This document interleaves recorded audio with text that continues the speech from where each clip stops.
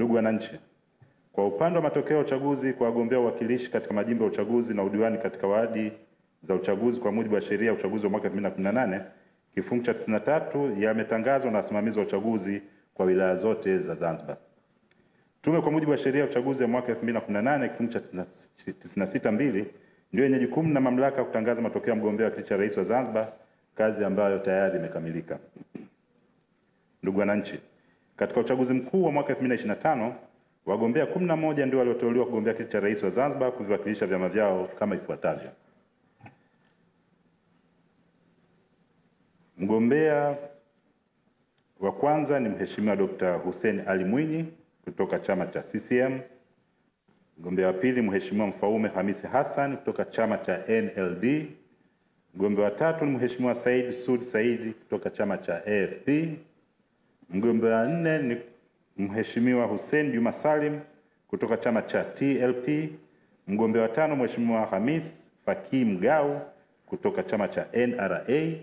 Mgombea wa sita ni Mheshimiwa Laila Rajab Hamis kutoka NCCR Mageuzi, na alikuwa ndo mwanamama pekee katika kugombea urais katika uchaguzi mkuu wa mwaka huu.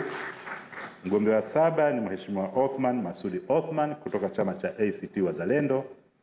Mgombea wa nane alikuwa Mheshimiwa Juma Ali Khatib kutoka chama cha ADA Tadea. Mgombea wa tisa ni Mheshimiwa Amer Hassan Amer kutoka chama cha Makini.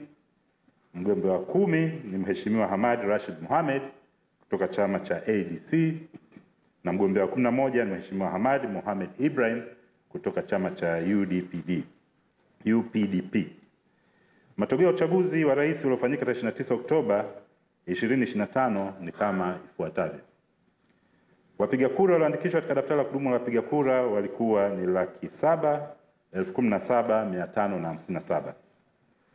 Wapiga kura waliopiga kura ya rais walikuwa ni 609,996 sawa na 84.88.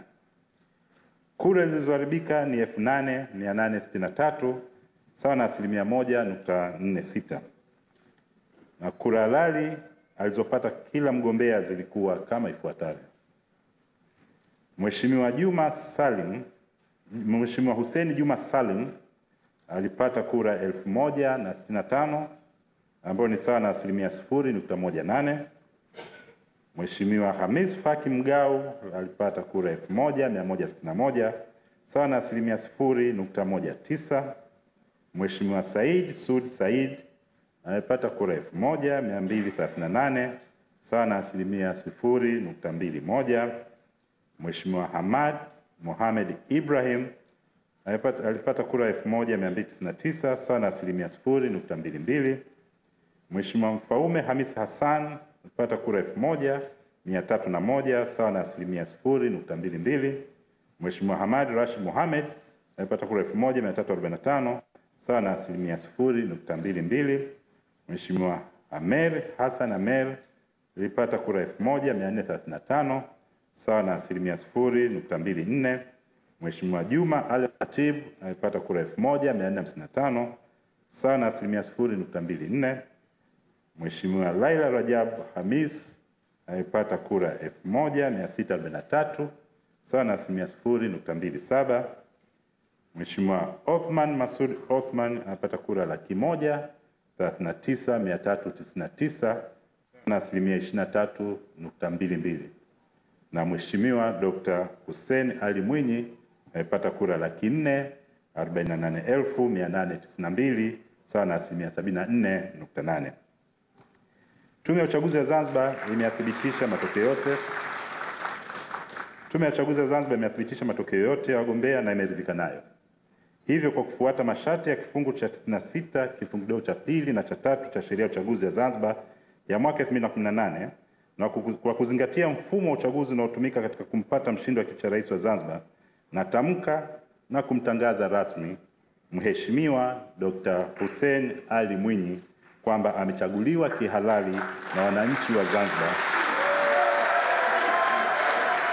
kuwa rais wa Zanzibar na mwenyekiti wa Baraza la Mapinduzi.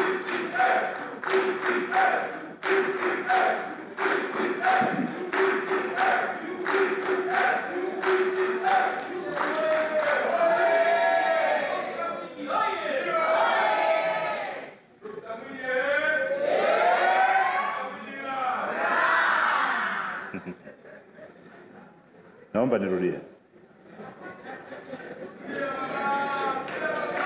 Na kwa kuzingatia mfumo wa uchaguzi unaotumika katika kumpata mshindi wa kiti cha urais wa Zanzibar, natamka na kumtangaza rasmi Mheshimiwa Dr. Hussein Ali Mwinyi kwamba amechaguliwa kihalali na wananchi wa Zanzibar kuwa rais wa Zanzibar na mwenyekiti wa Baraza la Mapinduzi baada ya kupata kura 448,892 ambazo sawa na 74.8% ya kura halali zilizopigwa.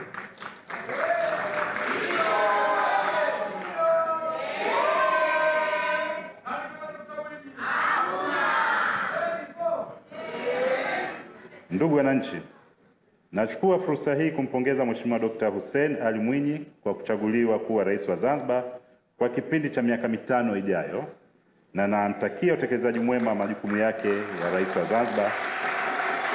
Aidha, nachukua nafasi hii kuwapongeza wagombea wote walioshiriki katika uchaguzi huu wa mwaka 2025. Tume ya uchaguzi ya Zanzibar inaomba viongozi na wafuasi wote wa vyama vya siasa kushirikiana baada ya uchaguzi huu katika kuleta maendeleo ya visiwa hivi. Na Mwenyezi Mungu atuongoze katika njia ya heri na kutupa busara na hekima katika kukuza mustakabali wa Zanzibar. Mungu ibariki Zanzibar, Mungu ibariki Tanzania, Mungu ibariki Afrika. Asanteni kwa kusikiliza.